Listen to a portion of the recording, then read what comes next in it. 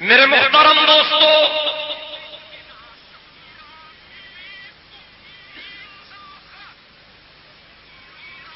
ربیع الاول کے مہینے میں چراغان تو کیا جاتا ہے، جھنڈیاں تو لگائی جاتی ہیں، جلوس تو نکالے جاتے ہیں، مٹھائیاں تو بانٹی جاتی ہیں، حلوے تو پکائے جاتے ہیں، لیکن ضرورت اس بات کی ہے کہ ہم سید کائنات صلی اللہ علیہ وسلم کے ولادت کے اس مہینے میں اپنی زندگی کو سید کائنات صلی اللہ علیہ وسلم کی سیرت طیبہ کے مطابق چلانے کا عہد کریں۔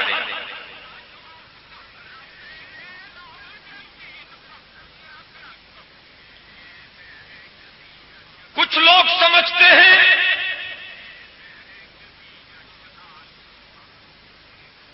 کہ محرم کی 10ویں کو ہم جلوس نکال لیں گے، پورے سال کے گناہ معاف کرا دیں گے، اور کچھ لوگ سمجھتے ہیں کہ ربیع الاول کی 12ویں کو جلوس نکالیں گے تو پوری سال کے گناہ معاف ہو جائیں گے۔ ایسی بات نہیں، یہ سب شیطانی دھوکے ہیں۔ عشق رسول مقبول صلی اللہ علیہ وسلم کا تقاضا یہ ہے کہ ہم سید کائنات کے نقش قدم کے مطابق چلنے کا عہد کریں۔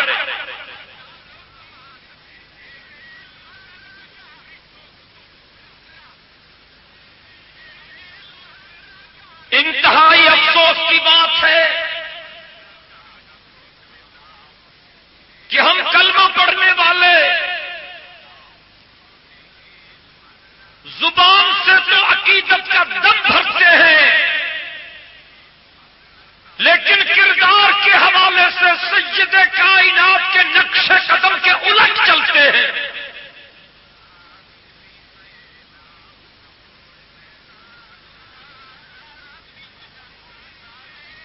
اللہ رب العزت نے فرمایا من یطع الرسول فقد اطاع اللہ۔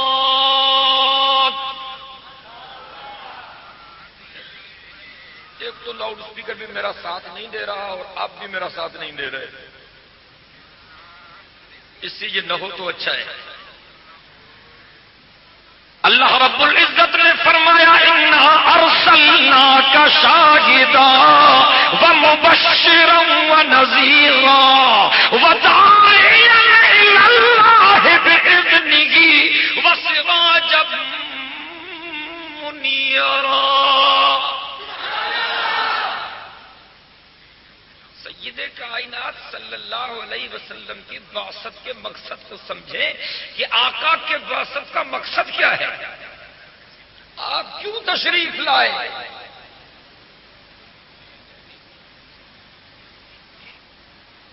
اگر میلاد منانے سے کام ہو جاتا تو پھر ابو لہب کی بھی مغفرت ہو جاتی، اس نے بھی میلاد منایا تھا۔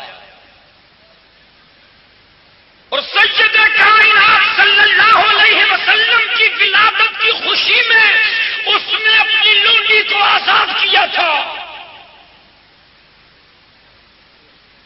لیکن میلاد منانے سے کام نہیں ہوا۔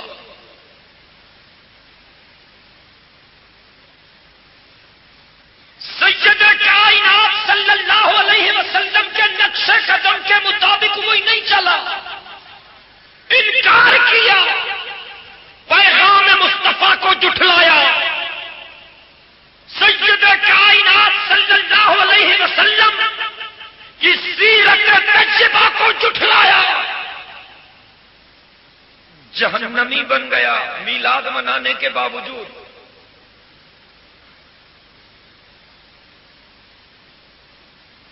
اللہ اکبر کبیرہ۔ ساری کراچی رنگین نظر آ رہی ہے، سارے روڈ راستے جھنڈیوں سے سجائے گئے ہیں، افسوس اگر یہ تمام لوگ سید کائنات کی سیرت کے مطابق چلنے کا عہد کریں تو کراچی کے حالات بدل سکتے ہیں۔ ہمارے قول اور فعل میں تضاد ہے۔ ہم زبان سے تو عشق مصطفی کے دعوے کرتے ہیں لیکن ہمارا عمل اس کے الٹ ہے۔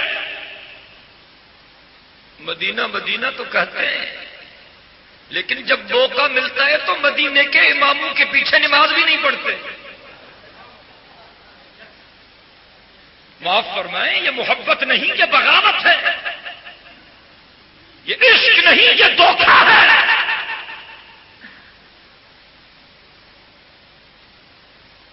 میں کس طرح سمجھاؤں کہ عشق کس کو کہا جاتا ہے؟ جس نے مٹھائی کھائی نہیں تو میں کیسے سمجھاؤں کہ مٹھائی کیا ہوتی ہے؟ جس نے چاشنی کو ٹیسٹ ہی نہیں کیا میں کیسے سمجھاؤں کہ چاشنی کیسے ہوتی ہے؟ جس نے کبھی کوئی کھیرنی چکھی نہیں میں کیسے سمجھاؤں کہ کھیرنی کیا ہوتی ہے؟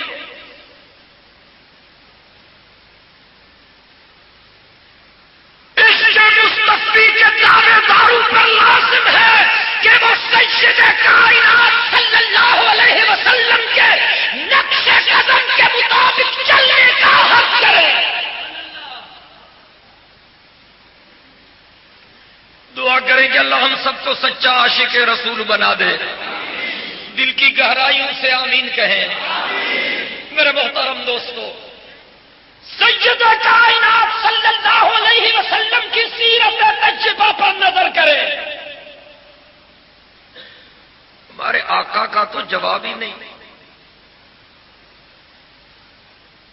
ایک منظم سازش کے تحت، پلاننگ کے تحت لوگوں کو مس گائیڈ کیا جا رہا ہے کہ یہ دیوبندی ہیں، یہ وہابی ہیں، یہ حضور کو نہیں مانتے، اور باقاعدہ سرکاری پشت پناہی حاصل ہے ان لوگوں کو۔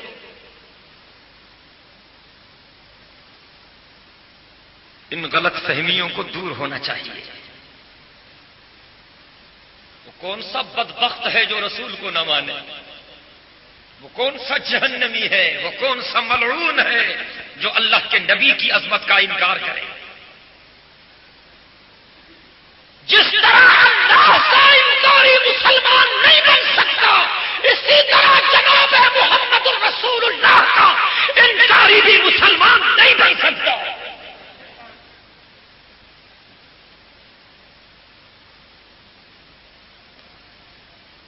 عشق مصطفیٰ کو سمجھو۔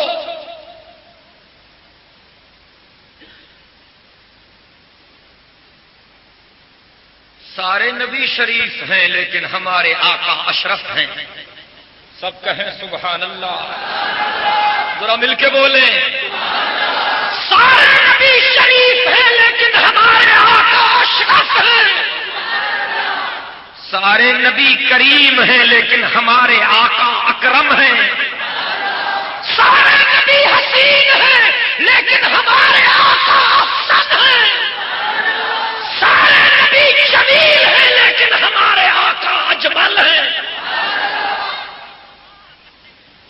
فرمایا انا ارسلناک شاہدا ومبشرا ونذیرا وداعیا الی اللہ باذنہ وسراجا منیرا۔ اللہ نے حضور کو سراج منیر کہا۔ سراج منیر، روشن سورج۔ اللہ نے اپنے محبوب کو چاند نہیں کہا، سورج کہا۔ توجہ چاہتا ہوں، اللہ نے اپنے محبوب کو چاند نہیں کہا، سورج کہا۔ دنیا کے سورج کے لیے اللہ نے فرمایا سراجم وہاجا، اور سید کائنات کے بارے میں اللہ نے فرمایا سراجم منیرا۔ توجہ چاہتا ہوں، اللہ نے اپنے محبوب کو چاند نہیں کہا، سورج کہا۔ کیوں؟ چاند سورج سے روشنی لیتا ہے، چاند سورج سے روشنی لیتا ہے اور سورج ڈائریکٹ اپنے رب سے روشنی لیتا ہے۔ اللہ نے اپنے محبوب کو چاند نہیں کہا، سورج کہا۔ اگر اللہ چاند کہتے ممکن ہے کوئی غلط فہمی کا شکار ہو جائے کہ جس طرح چاند سورج سے روشنی لیتا ہے اس طرح حضور بھی کسی اور سے روشنی حاصل کرتے ہیں۔ اللہ نے اپنے محبوب کو سورج کہا، یہ بات سمجھائی گئی کہ جس طرح سورج ڈائریکٹ رب سے روشنی لیتا ہے تو جناب محمد عربی بھی ڈائریکٹ اللہ سے روشنی لیتے ہیں۔ میرے محترم دوستو، سید کائنات صلی اللہ علیہ وسلم کی پاکیزہ زندگی، حضور کے اخلاق، حضور کا کردار، میرے آقا کی نشست اور برخاست، ذرا ان چیزوں پر توجہ تو کریں۔ سید کائنات صلی اللہ علیہ وسلم کے چہرے میں معجزہ، بولے تو میں بولوں، سارے مل کے بولیں بھائی۔ سید کائنات صلی اللہ علیہ وسلم کے چہرے میں معجزہ، سید کائنات صلی اللہ علیہ وسلم کی زلفوں میں معجزہ، سید کائنات صلی اللہ علیہ وسلم کے رخساروں میں معجزہ، سید کائنات صلی اللہ علیہ وسلم کے کلام میں معجزہ، سید کائنات صلی اللہ علیہ وسلم کی صورت تجربہ میں معجزہ، سید کائنات صلی اللہ علیہ وسلم کی سیرت تجربہ میں معجزہ، حضور اکرم صلی اللہ علیہ وسلم کی پاکیزہ زندگی، صحابہ کرام ساتھ ہیں، جناب علی مرتضیٰ رضی اللہ تعالی عنہ روایت فرماتے ہیں سید کائنات صلی اللہ علیہ وسلم تشریف لا رہے ہیں، مکے کی طرف بیرونی طرف سے آ رہے ہیں، جارانے کی منزل پر پہنچے، 1300-1400 صحابہ سید کائنات صلی اللہ علیہ وسلم کے ہمراہ جارانے عمرے والی منزل، جنہوں نے مکہ مکرمہ دیکھا ہوگا ان کو پتا ہوگا، جارانہ جہاں سے عمرے کے لیے احرام باندھا جاتا ہے، وہاں پہنچے۔ صحابہ کرام نے درخواست کی کہ اللہ کے حبیب پانی نہیں ہے۔ حضور اکرم صلی اللہ علیہ وسلم نے فرمایا گرد و پیش میں دیکھو، فرمایا کوئی آبادی نہیں ہے۔ اللہ کے حبیب نے فرمایا کنواں کھودو۔ حضرات صحابہ کرام نے جارانے کی منزل پر کنواں کھودا، پسینہ بہایا، محنت کی، اور جب پانی نکالا تو پانی کڑوا نکلا۔ سید کائنات صلی اللہ علیہ وسلم کی خدمت میں آئے اور کہا گیا کہ اللہ کے حبیب پانی تو کڑوا نکلا، محنت بھی ہوئی، مشقت بھی ہوئی، لیکن پانی جو ہے شدید کڑوا ہے۔ آپ صلی اللہ علیہ وسلم کنویں کے اوپر تشریف لائے اور فرمایا پانی نکالو۔ صحابہ کرام نے ایک ڈول پانی کا نکالا، آقا نے فرمایا چکھو۔ ایک صحابی نے چکھا اور اس نے کہا کہ اللہ کے حبیب بہت کڑوا ہے۔ سید کائنات صلی اللہ علیہ وسلم نے کچھ پڑھا اس پانی پر اور لعاب دہن اس میں ڈالی اور فرمایا اس کو پھر کنویں میں ڈالو۔ پانی کو دوبارہ کنویں میں ڈالا گیا، فرمایا پھر پانی نکالو، پانی نکالا گیا۔ سید کائنات صلی اللہ علیہ وسلم نے فرمایا اب چکھو۔ حضرات صحابہ کرام فرماتے ہیں ہم نے جو چکھا وہ برف سے زیادہ ٹھنڈا تھا اور شہد سے زیادہ میٹھا تھا۔ سید کائنات صلی اللہ علیہ وسلم کی پاکیزہ زندگی کو سامنے رکھے، وہ ہمارے آقا جن کو درخت بھی سلام کیا کرتے تھے، وہ ہمارے آقا جن کو پتھر بھی سلام کیا کرتے تھے، جن پر گو بھی کلمہ پڑھا کرتی تھی، سید کائنات صلی اللہ علیہ وسلم کی سیرت تجربہ کو بھی دیکھیں، آقا کی قدر و منزلت کو بھی دیکھیں۔ اللہ رب العالمین نے فرمایا کلام مقدس میں، اِنَّا أَرْسَلْنَاكَ شَاهِدًا وَمُبَشِّرًا وَنَذِيرًا وَدَاعِيًا إِلَى اللَّهِ بِإِذْنِهِ وَسِرَاجًا منیرا۔ آقا کے کردار کا مطالعہ کریں، سید کائنات کے کردار کو پڑھیں۔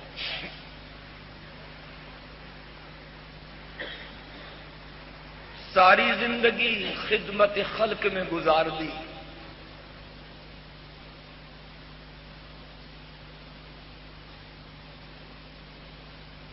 جو اپنے تھے ان سے تو آپ نے اچھائی فرمائی، لیکن دشمنوں سے بھی آپ نے حسن سلوک فرمایا۔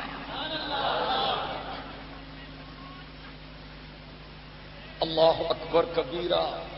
ان کی صداقت اور امانت کا یہ عالم، یہ دشمن بھی اقرار کرتے تھے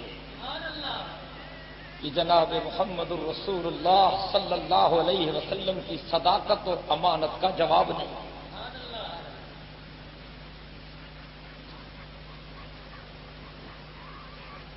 حضرت صدیق اکبر رضی اللہ تعالی عنہ شام کے سفر پہ ہیں، ابھی سید کائنات صلی اللہ علیہ وسلم نے نبوت کا اعلان نہیں فرمایا، خواب دیکھا۔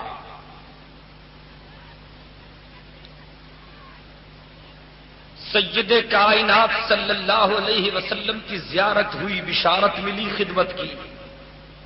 ایک بڑے عالم کے پاس آئے، تعبیر پوچھی،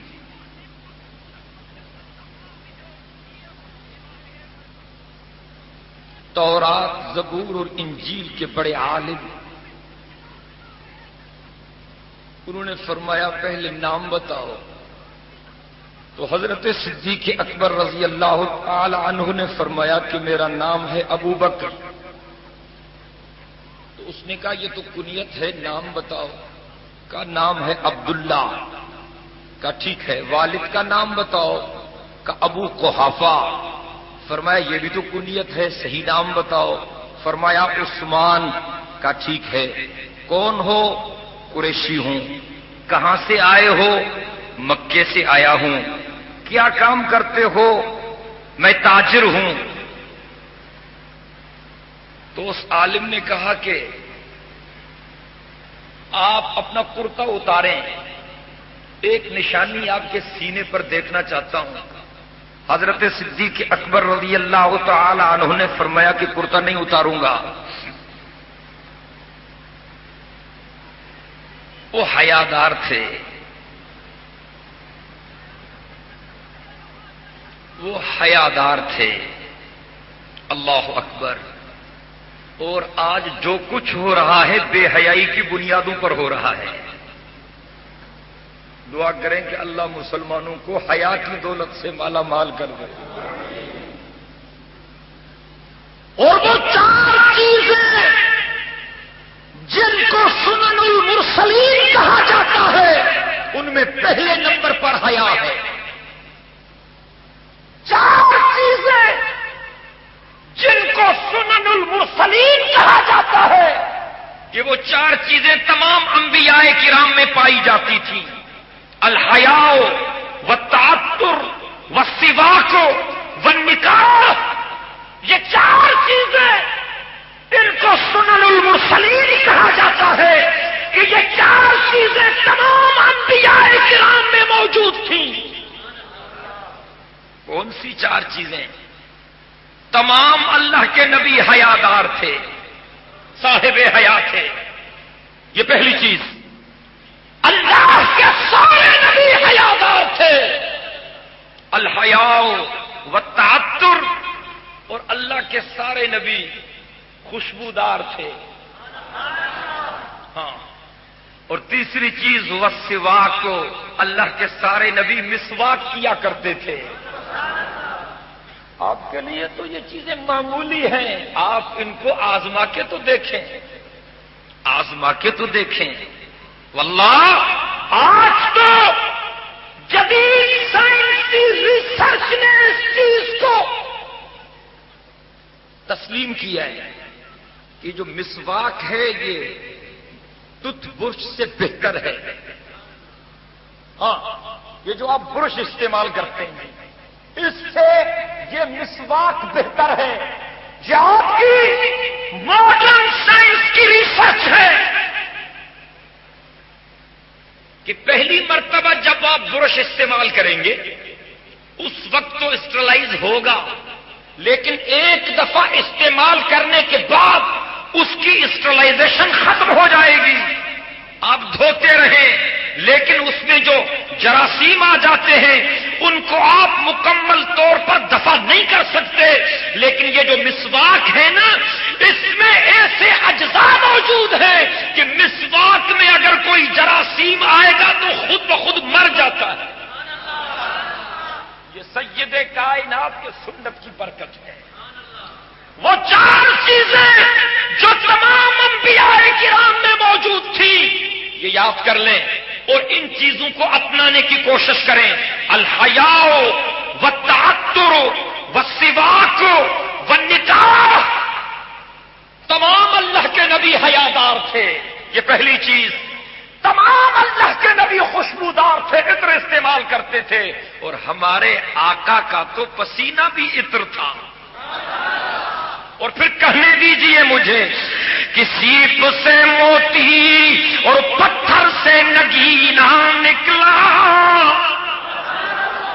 سیپ سے موتی اور پتھر سے نگینہ نکلا، اور عطر سے بڑھ کر میرے محمد کا پسینہ نکلا۔ سیپ سے موتی اور پتھر سے نگینہ نکلا، اور عطر سے بڑھ کر میرے محمد کا پسینہ نکلا۔ حضور اتنے خوشبودار تھے، جس گلی سے آقا گزرتے تھے گلی میں خوشبو ہو جاتی تھی، جس مکان میں ٹھہرتے تھے مکان میں خوشبو ہو جاتی تھی۔ حضرت آمینہ فرماتی ہے جب جناب محمد الرسول اللہ صلی اللہ علیہ وسلم میرے بطن میں تھے، میرے جسم سے پھوٹ پھوٹ کر خوشبو نکلتی تھی۔ میں بولنے لگوں تو منہ سے خوشبو، پسینہ آ جائے تو پسینے میں خوشبو، میں کہاں جاؤں تو سارے راستے میں خوشبو۔ خواجہ عبد المطلب نے ایک مرتبہ بلا کر کہا آمینہ تو کیا کر رہی ہے؟ تو نے ہمیں پریشان کر دیا ہے، تو بیوہ عورت ہے، تیرا شوہر فوت ہو چکا ہے۔ بیوہ عورت اتنی خوشبو استعمال کرے کہ لوگ پریشان ہو جائیں، آمنہ تو کیا کرتی ہے؟ ہم تو گردن اٹھا کر چلنے کے قابل نہیں رہے، لوگ ہمیں تانے دیتے ہیں کہ یہ بیوہ عورت ان کے خاندان کی اتنی خوشبو استعمال کرتی ہے کہ لوگوں کے دماغ چکرا جاتے ہیں۔ آمنہ خدا کا خوف کر، تو نے ہمیں پریشان کر دیا۔ حضرت آمنہ کی آنکھوں میں آنسو آ گئے اور کہنے لگی خواجہ عبد المطلب کی خدمت میں اللہ جانتا ہے جب سے عبداللہ کا انتقال ہوا ہے میں نے خوشبو دیکھی نہیں۔ پھر یہ شکایتیں ملتی ہیں، میں خود بھی محسوس کر رہا ہوں کہ خطرناک قسم کی خوشبو تو نے لگائی ہوئی ہے، لوگ پریشان ہو جاتے ہیں۔ اس نے کہا خواجہ عبد المطلب کی خدمت میں شاید میرے پیٹ میں جو بچہ ہے یہ اس کی برکت ہے۔ سنن المرسلین، وہ چار چیزیں جو تمام انبیاء کرام میں موجود تھیں۔ خوشبو آپ بھی لگاتے ہیں، نیت یہ ہوتی ہے کہ کہیں سے لفٹ مل جائے گی، پھر جو حشر ہوگا اس کے لیے تیار ہو جائیں۔ اگر خوشبو لگاتے ہیں تو یہ ارادہ کریں کہ سید کائنات کو خوشبو سے محبت تھی، اللہ کی قسم صرف ارادہ کرنے کی وجہ سے قدم قدم پر آقا کی سنت کا ثواب ملے گا۔ وہ چار چیزیں جو سنن المرسلین میں شامل ہیں، الحیاء والتعطر والسواک والنکاح۔ اللہ کے سارے نبی حیادار تھے۔ دعا کریں کہ اللہ پوری انسانیت کو حیا نصیب کرے۔ اللہ کے سارے نبی خوشبودار تھے، اللہ کے سارے نبی مسواک استعمال کرتے تھے، اور اللہ کے سارے نبیوں نے نکاح کیا۔ اب تو ہمارے اچھے بھلے لوگ بوڑھے ہو جاتے ہیں، ترے بھی بوڑھے ہو جاتے ہیں، شادی نہیں ہوتی اور اسی حال میں چلے جاتے ہیں، لیکن شادی نہیں ہوتی۔ شادی بھی بڑی ڈھال ہے۔ اللہ اکبر، النکاح من سنتی فمن رغب عن سنتی فلیس منی۔ فعل الحکیم لا یخلو عن الحکمہ۔ یہ بھی اچھا ہوا کہ قاری ہاشم صاحب کی شادی ہو گئی ورنہ ہم پریشان تھے۔ شادی ضروری ہے بھائی، اور وقت پہ کرو، اور ابھی ضرورت ہے تو پھر دوسری کی بھی اجازت ہے، تیسری اور چوتھی کی بھی اجازت ہے، لیکن شرط ہے کہ انصاف کرو ورنہ جوتے کھاؤ گے۔ ہاں، انصاف ضروری ہے، انصاف ضروری ہے۔ یہ ایک چیختی رہے اور آپ پھر نئے تماشے کرتے پھریں، پھر تو حساب بھی دینا ہے۔ اللہ اکبر۔ سید کائنات صلی اللہ علیہ وسلم نے جناب علی مرتضی کو 5 نصیحتیں فرمائیں۔ فرمایا الصلاۃ اذا اتت والجنازۃ اذا حضرت والاییم اذا وجدت له کفوا۔ فرمایا نماز کا وقت ہو جائے تو نماز پڑھنے میں دیر نہیں کرنی، بس پڑھتا ہوں، وقت چلا جائے گا، پھر سستی ہو جائے گی، شیطان حملہ کرے گا، وقت آ جائے نماز پڑھ لو۔ ان چیزوں میں تاخیر نہیں کرنی۔ نماز کا وقت ہو جائے، ادائیگی نماز میں تاخیر نہیں کرنی۔ جنازہ آ جائے، تدفین میں تاخیر نہیں کرنی۔ ہفتوں کے ہفتے جنازے پڑے رہتے ہیں، فلان بھی آ جائے، فلان بھی آ جائے، فلان بھی آ جائے، غلط کرتے ہو گناہ ہوگا، جلدی کرو دفنانے میں، جلدی کرو دفنانے میں۔ اور تیسری چیز، بچہ بالغ ہو جائے اس کی شادی میں دیر نہ کرو، بیٹی ہو یا بیٹا، بیٹوں کو بھی جلدی شادی کروانے کی ضرورت ہے۔ اور چوتھی چیز، غلطی ہو جائے توبہ کرنے میں دیر نہ کرو، غلطی ہو جائے تو توبہ کرنے میں دیر نہ کرو۔ اور 5ویں چیز، سر پہ قرض آ جائے تو ادا کرنے میں دیر نہ کرو۔ یہ 5 نصیحتیں فرمائی جناب رسالت مآب صلی اللہ علیہ وسلم نے، اور جناب علی مرتضی رضی اللہ تعالی عنہ نے فرمایا کہ وہ بندہ خوش نصیب ہے جس کو ذکر کرنے والی زبان مل جائے۔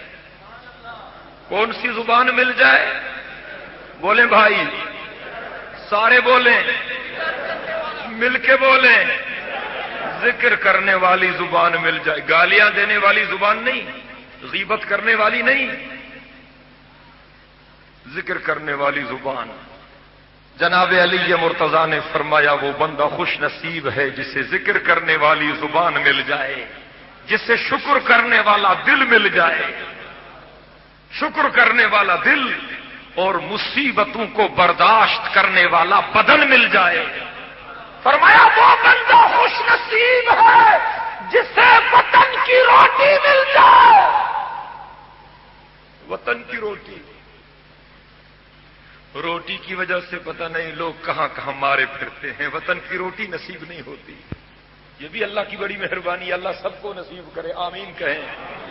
ذکر کرنے والی زبان، شکر کرنے والا دل، مصیبتوں کو برداشت کرنے والا بدن، وطن کی روٹی، اور فرمایا صالحہ بیوی جسے مل جائے، یہ بڑا خوش نصیب ہے، بڑا خوش نصیب ہے۔ اور خواتین سے بھی درخواست کرتا ہوں، میری مائیں بہنیں وہ بھی سنیں، اگر آپ چاہتی ہیں کہ آپ کا گھر آباد رہے،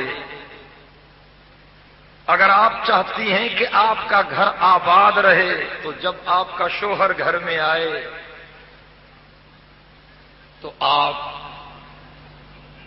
جب شوہر سے بات کریں تو آپ کی زبان میں شیرینی ہونی چاہیے، مٹھاس ہونی چاہیے۔ اب 15ویں صدی میں الٹی گنگا چل رہی ہے، شوہر آئے گا تو چہرہ تبدیل ہو جائے گا، غیر آئے گا تو سر کیا حال ہے، خیریت ہے، طبیعت ٹھیک ہے، بیٹھیں آپ کو چائے پلائیں، پھر بیڑا غرق ہوگا۔ شوہر کا ٹیلی فون آئے گا، گویا کوئی آسمان گر پڑا، اور کسی غیر مرد کا، ہاں جی کون ہے، کس میں کام ہے، ہاں میرے خاوند نہیں ہیں، تو آپ تشریف لے آئیں، بس وہ شام تک پہنچ جائیں گے، پھر بیڑا غرق ہوگا۔ یہ خوشامد شوہر کی کرو۔ مائیں بہنیں بھی سنیں، اگر آپ چاہتی ہیں کہ آپ کا گھر آباد رہے تو آپ کی آنکھوں میں حیا ہونا چاہیے، آپ کی زبان میں شوہر کے ساتھ جب آپ کی بات ہو تو زبان میں شیرینی ہونی چاہیے۔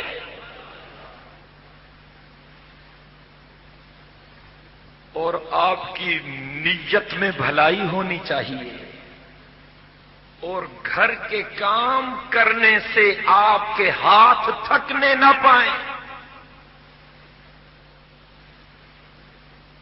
حضرت فاطمہ الزہرا رضی اللہ تعالی عنہا میرے آقا نامدار صلی اللہ علیہ وسلم کی سب سے چھوٹی صاحبزادی اور سب سے پیاری صاحبزادی، اللہ اکبر، تشریف لے آئیں، درخواست کی جناب رسالت مآب صلی اللہ علیہ وسلم کی خدمت میں۔ شدت کی تکلیف ہوتی ہے، مجھے معلوم ہوا ہے کہ آپ کی خدمت میں کچھ باندیاں بھی آئی ہیں، کچھ غلام بھی آئے ہیں، اور آپ نے کچھ تقسیم کر دیا ہے، اگر مجھے بھی کوئی حصہ مل جائے تو بڑی سہولت ہوگی۔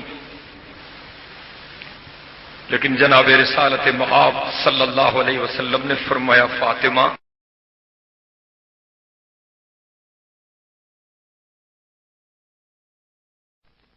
لیکن جناب رسالت مآب صلی اللہ علیہ وسلم نے فرمایا فاطمہ، خدمت کے لیے کوئی باندی دے دوں، کوئی غلام دے دوں، یا کوئی ایسا نسخہ بتلا دوں کہ ساری دنیا کے غلام اور باندیاں بھی ان کا مقابلہ نہ کر سکیں۔ حضرت فاطمہ الزہرا رضی اللہ تعالی عنہا نے فرمایا آقا اگر ایسا نسخہ ہے تو پھر مجھے باندیوں کی ضرورت نہیں، وہ نسخہ عنایت فرمائیں۔ تو میرے آقا نے فرمایا ہر نماز کے بعد، فرض کے بعد 33 مرتبہ سبحان اللہ، 33 مرتبہ الحمدللہ اور 34 مرتبہ اللہ اکبر کہا کرو، ساری دنیا کے غلام اور باندیاں مل جائیں اس نسخے کا مقابلہ نہیں کر سکتے۔ ان تسبیحات کو تسبیحات فاطمی کہا جاتا ہے، پس منظر یہی ہے۔ سید کائنات صلی اللہ علیہ وسلم کی سیرت طیبہ، میرے محترم دوستو، پتہ نہیں ہم کہاں بھٹک رہے ہیں۔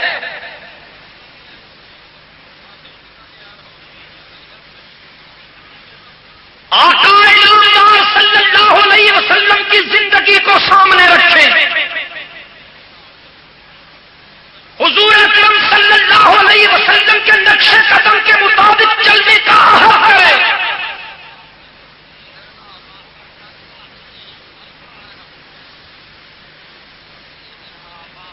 آل رسول، اصحاب رسول اور اہل بیت رسول کا احترام کریں،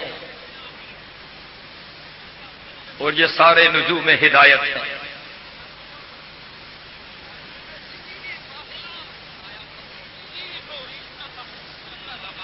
حضرت صدیق اکبر رضی اللہ تعالی عنہ نے خواب دیکھا، عالم سے تعبیر پوچھی، اس نے نام پوچھا، ولدیت پوچھی، قبیلہ پوچھا اور کہا کرتا اتارو نشان دیکھوں گا۔ حضرت صدیق اکبر نے حیا کی وجہ سے انکار کیا۔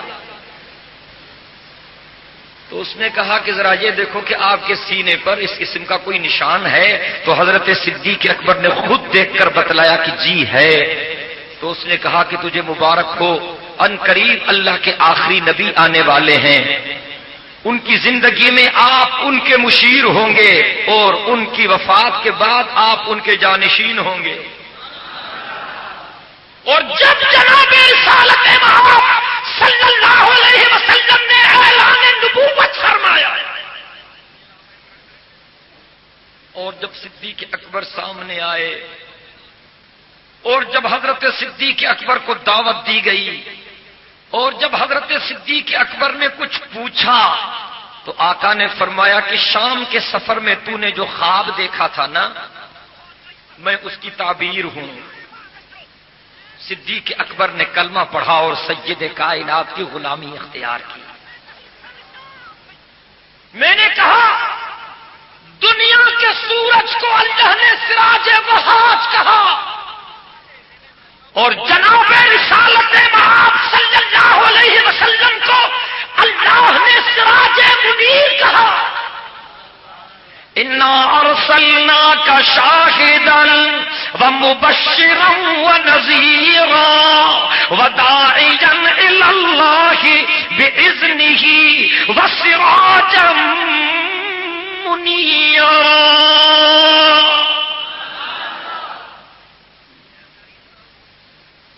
دنیا کے سورج میں اور آقا کے ختم نبوت کے سورج میں کیا فرق ہے؟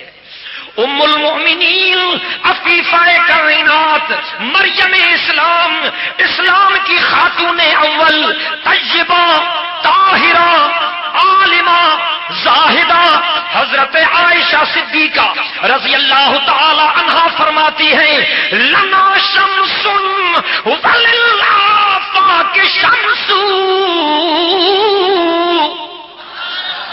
ذرا مل کے کہیں سبحان اللہ۔ فرمایا لنا شمس وللآفاق شمس وشمسی خیر من شمس السماء فإن شمس السماء تطلع بعد فجر فإن شمس السماء تطلع بعد فجر وشمسی تطلع بعد العشاء۔ حضرت عائشہ صدیقہ رضی اللہ تعالی عنہا فرماتی ہیں ایک دنیا کا سورج ہے، ایک میرے آقا کی ختم نبوت کا سورج ہے۔ حضرت عائشہ صدیقہ رضی اللہ تعالی عنہا فرماتی ہیں دنیا کا سورج آقا کی ختم نبوت کے سورج کا مقابلہ نہیں کر سکتا، کیونکہ دنیا کا سورج صبح کو طلوع ہوتا ہے اور شام کو غروب ہو جاتا ہے، جبکہ سید کائنات کی ختم نبوت کا سورج تو آدھی رات کو بھی چمکتا ہے۔ آج کی اس نشست کے حوالے سے مجھے یہ التماس کرنا ہے اور یہ درخواست کرنی ہے کہ اس ماہ مبارکہ میں آپ سید کائنات صلی اللہ علیہ وسلم کی سیرت طیبہ کو اپنانے کا عہد کریں۔ حضرات صحابہ کرام نے حضور کے میلاد کے دن جھنڈیاں نہیں لگائیں، حضرات صحابہ کرام نے سید کائنات کے میلاد کے دن چراغ نہیں جلائے، حضرات صحابہ کرام نے سید کائنات کی ولادت کے حوالے سے جلوس نہیں نکالے۔ غصہ کرنے کی ضرورت نہیں، تحقیق کرنے کی ضرورت ہے۔ 15ویں صدی کے سارے عاشق اکٹھے ہو جائیں، میں آقا کے صحابہ کرام کے قدموں کی دھول کے برابر نہیں کر سکتا۔ مولانا ہمارے لیے حجت نہیں، سید کائنات کے صحابی ہمارے لیے حجت ہیں، کیونکہ النجوم فبأيهم اقتديتم اهتديتم. کیونکہ میرے آقا نے فرمایا اللہ اللہ فی اصحابی لا تتخذوهم غرضا من بعدی فمن احبهم فبحبی احبهم ومن ابغضهم فببغضی ابغضهم او کما قال النبی صلی اللہ علیہ وسلم.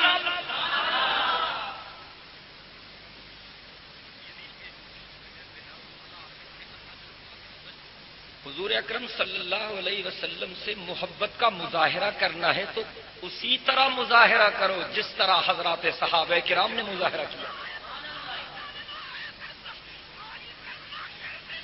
آقا نے غیرت کا سبق پڑھایا، غیرت مند بن جاؤ.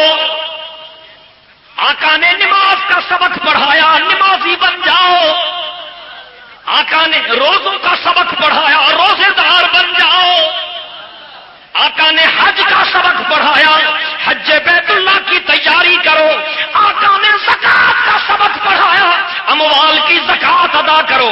آقا نے مظلوموں کی مدد کا سبق پڑھایا، مظلوموں کی مدد کرو. آقا نے ظالموں سے مقابلے کا سبق پڑھایا، ظالموں سے مقابلہ کرو. آقا نے انسان ذات کی خدمت کا سبق پڑھایا، انسان ذات کی خدمت کرو. آقا نے وحدہ لا شریک لہ کے سامنے سر جھکانے کا سبق پڑھایا. اپنی گردن وحدہ لا شریک لہ کی چوکٹ پہ جھکاؤ.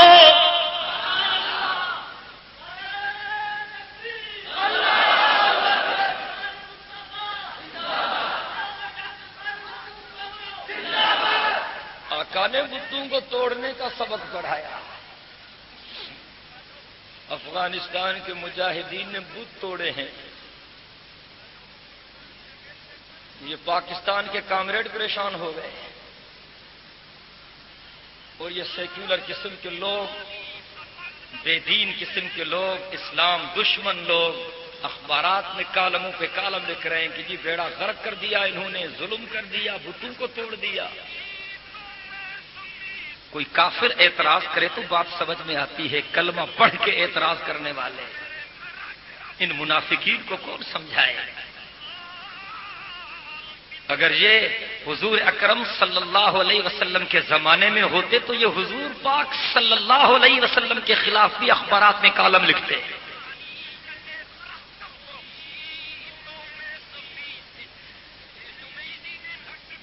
جمعیت علماء اسلام نے طالبان کے ساتھ یکجہتی کا اظہار کیا.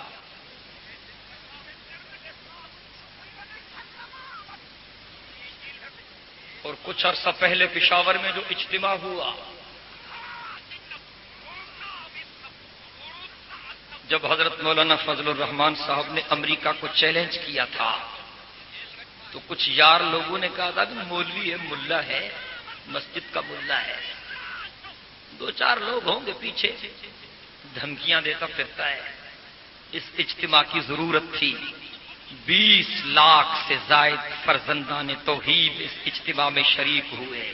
اس اجتماع نے ثابت کیا کہ مولانا فضل الرحمان کسی محلے کی مسجد کے امام نہیں، ملت اسلامیہ کے امام ہیں.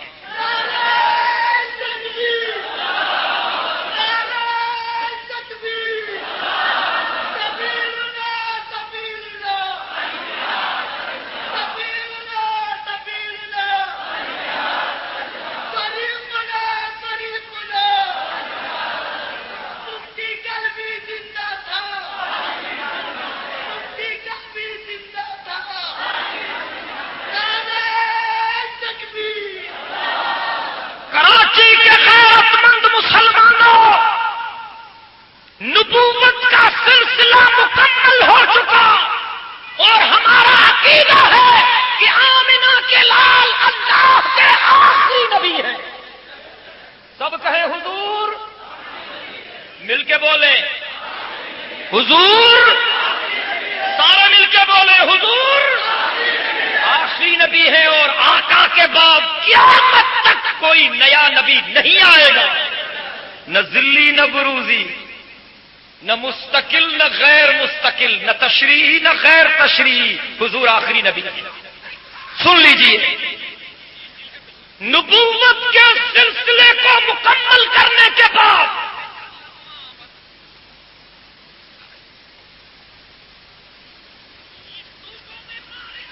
پہلا مرحلہ تو ہوا حضرات خلفاء راشدین کا، اور اس کے بعد مجددین کا سلسلہ شروع ہوا، اور حضور اکرم صلی اللہ علیہ وسلم نے فرمایا کہ ہر صدی کے سرے پر اللہ کسی نہ کسی مجدد کو بھیجتا ہے جو دین کی تجدید کرتا ہے۔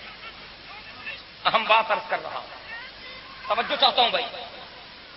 جناب رسالت امام صلی اللہ علیہ وسلم نے فرمایا کہ ہر صدی کے سرے پر اللہ کوئی نہ کوئی مجدد بھیجتے ہیں۔ آپ سارے ادھر دیکھ رہے ہیں،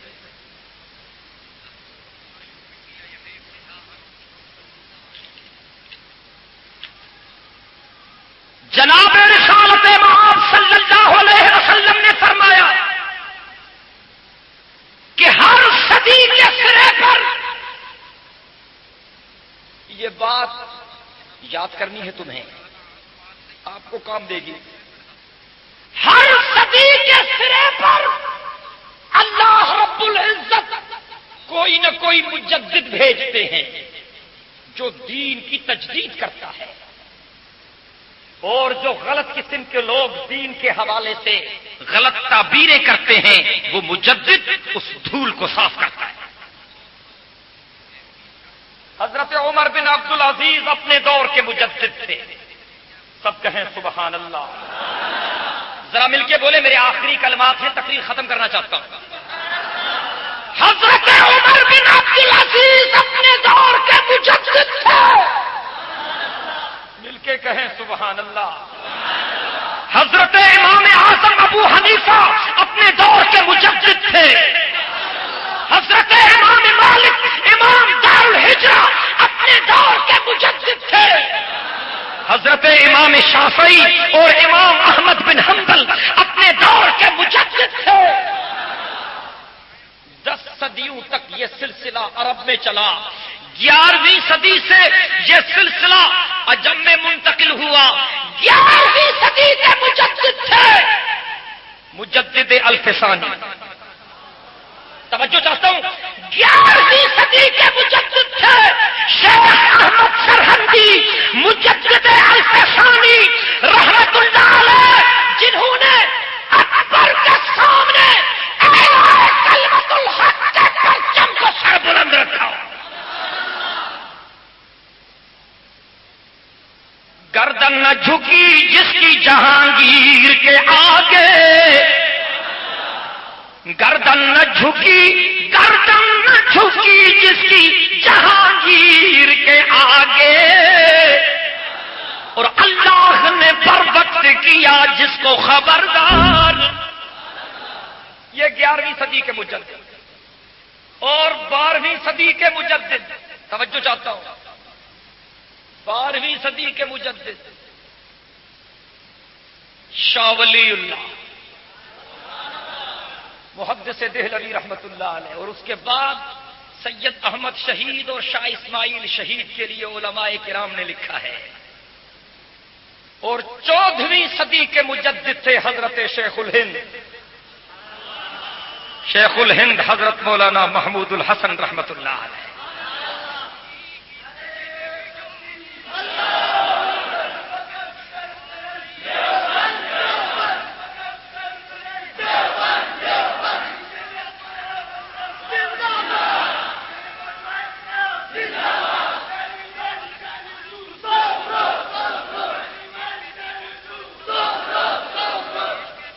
میرے محترم دوستو، اور 15ویں صدی میں اگر شیخ الہند کے مشن کا وارث آپ کو نظر آئے گا تو وہ مفتی محمود کا غیرت مند بیٹا مولانا فضل الرحمان آپ کو نظر آئے گا۔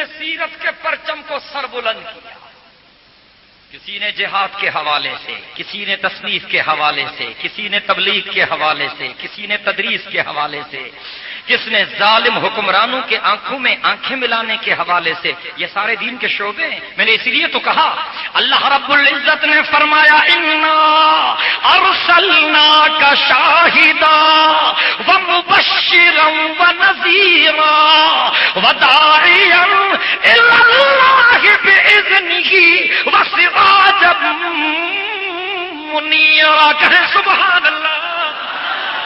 یہ میرے آقا ہے. فرمایا وہ محمد بھی، احمد بھی، محمود بھی. ذرا دل کی گہرائیوں سے بولے نا.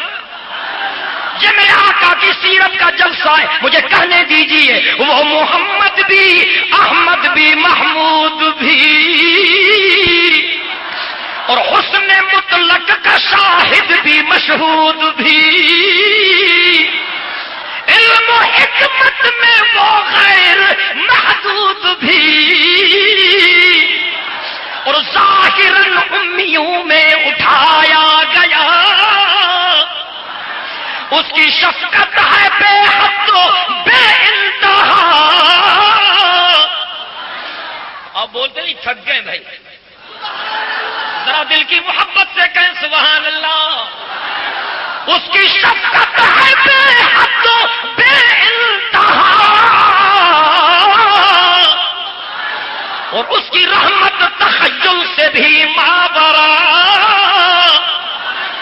جو بھی عالم جہاں میں بنائے گئے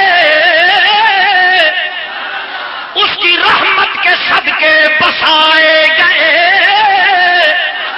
اور حشر کا ڈر، توجہ چاہتا ہوں، حشر کا ڈر مجھے، حشر کا ڈر مجھے کس لیے ہو امی.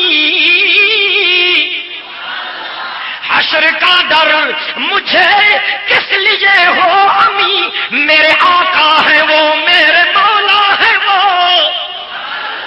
میرے آقا ہے وہ، میرے آقا ہے وہ، میرے مولا ہے وہ، جن کی جھولی میں جنت بچھائی گئی.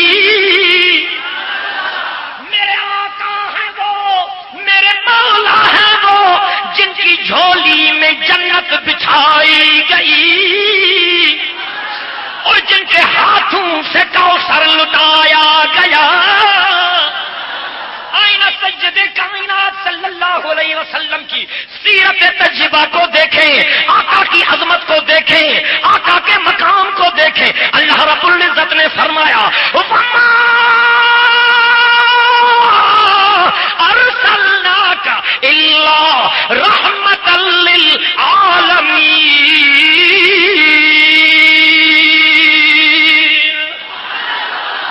دل کی محبت سے بولے تاکہ میں بھی بولوں. اللہ رب العزت نے فرمایا اپنے حبیب کے بارے میں وَالضُّحَىٰ وَاللَّيْلِ إِذَا سَجَىٰ مَا وَدَّعَكَ رَبُّكَ وَمَا قَلَىٰ وَلَلْآخِرَةُ خَيْرٌ لَّكَ مِنَ الْأُولَىٰ وَلَسَوْفَ يُعْطِيكَ رَبُّكَ فَتَرْضَىٰ أَلَمْ يَجِدْكَ يَتِيمًا فَآوَىٰ وَوَجَدَكَ ضَالًّا فَهَدَىٰ وَوَجَدَكَ عَائِلًا فَأَغْنَىٰ فَأَمَّا الْيَتِيمَ فَلَا تَقْهَرْ وَأَمَّا السَّائِلَ فَلَا تَنْهَرْ وَأَمَّا بِنِعْمَةِ رَبِّكَ فَحَدِّثْ. کہیں سبحان اللہ. وہ میرے آقا کہ کلمے میں تذکرہ خداوندی کے بعد جس محبوب محمد کا تذکرہ ہے، کلمے میں اللہ کے ذکر کے بعد اللہ کے محبوب کا ذکر، اذان میں اللہ کے ذکر کے بعد اللہ کے محبوب کا ذکر، اقامت میں تذکرہ خداوندی کے بعد تذکرہ حبیب خدا، نکاح کے اندر اللہ کے ذکر کے بعد اللہ کے حبیب کا ذکر. ذرا توجہ کریں نا. تکبیر میں، کلمے میں، نمازوں میں، اذان میں، تکبیر میں، کلمے میں، نمازوں میں، اذان میں ہے نام الہی سے ملا نام محمد. تکبیر میں،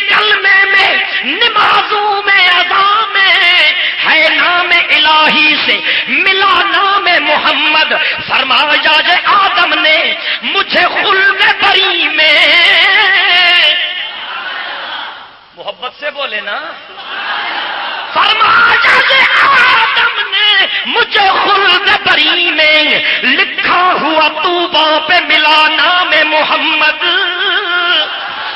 اور اس نام کی برکت دل عشاق سے پوچھو، اس نام کی برکت دل عشاق سے پوچھو، جا آ گئی تن میں جو لیا نام محمد۔ اگر زندگی رہی تو باقی کل رات انشاءاللہ کھڈا مارکیٹ میں بیان ہوگا۔ میں نے جو کچھ کہا اللہ رب العزت منظور و مقبول فرمائے۔ وآخر دعوانا ان الحمدللہ رب العالمین۔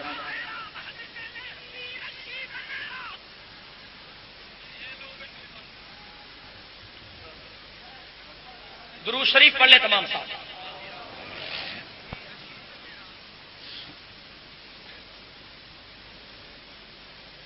اللهم صل على محمد وعلى آل محمد كما صليت على إبراهيم وعلى آل إبراهيم إنك حميد مجيد اللهم بارك على محمد وعلى آل محمد كما باركت على إبراهيم وعلى آل إبراهيم إنك حميد مجيد اللهم أنت السلام ومنك السلام تبارك يا ذا الجلال والإكرام ربنا آتنا في الدنيا حسنة وفي الآخرة حسنة وقنا عذاب النار ربنا ظلمنا أنفسنا وإن لم تغفر لنا وترحمنا لنكونن من الخاسرين اللهم ارزقنا إيمانا كاملا ورزقا واسعا وحلالا طيبا وتوبة نصوحا وقلبا خاشعا ولسانا ذاكرا وعملا متقبلا اللهم ارزقنا توبة قبل الموت وراحة عند الموت ومغفرة بعد الموت والفوز بالجنة والنجاة من النار اللهم ربنا لا تدع لنا ذنبا إلا غفرته ولا هما إلا فرجته ولا دينا إلا قضيته ولا مريضا إلا شفيته ولا مجاهدا في سبيلك إلا نصرته يا أرحم الراحمين اللهم نذر قلوبنا بالقرآن وزين أخلاقنا بالقرآن واجعله لنا إماما ونورا وهدى ورحمة اللهم ذكرنا منه ما نسينا وعلمنا منه ما جهلنا وارزقنا تلاوته آناء الليل وآناء النهار واجعله لنا حجة يا رب العالمين یا اللہ مملکت خدا داد پاکستان کو اسلام کا مرکز بنا، مملکت خدا داد پاکستان کو امن و امان کا گہوارہ بنا، مملکت خدا داد و پاکستان کو شریعت کے نفاذ کا ذریعہ بنا، یا اللہ اکناف عالم تک دین کے پیغام کے پہنچانے کا ذریعہ بنا، یا اللہ تمام دینی مدارس اور دینی مراکز کی حفاظت فرما، علماء حق و صداقت کی حفاظت فرما، یا اللہ ہم سب کی غلطیوں کو معاف فرما، یا اللہ جن تیرے بندوں نے جلسے کا اہتمام کیا ان کی خدمت کو منظور و مقبول فرما، جنہوں نے تعاون کیا ان کے تعاون کو منظور و مقبول فرما، یا اللہ تیرے جو بندے اس اجتماع میں آئے سب کی حاضری کو منظور و مقبول فرما، یا اللہ تمام بیماروں کو شفائے کاملہ و عاجلہ عطا فرما، یا اللہ تمام مریضوں کو شفائے کاملہ و عاجلہ عطا فرما، حاجت مندوں کی حاجت براری فرما، مشکل میں پھنسے ہوئے بندوں کی مشکل براری فرما، یا اللہ ہمارے خالی ہاتھوں کو اپنی رحمت سے مالا مال فرما، یا اللہ میدان محشر میں سید کائنات صلی اللہ علیہ وسلم کی شفاعت نصیب فرما، یا اللہ میدان محشر میں حضور اکرم صلی اللہ علیہ وسلم کے پاکیزہ ہاتھوں سے حوض کوثر کے جام نصیب فرما، وصلی اللہ تعالی علی خیر خلقہ سیدنا محمد وآلہ وصحابہ اجمعین برحمتک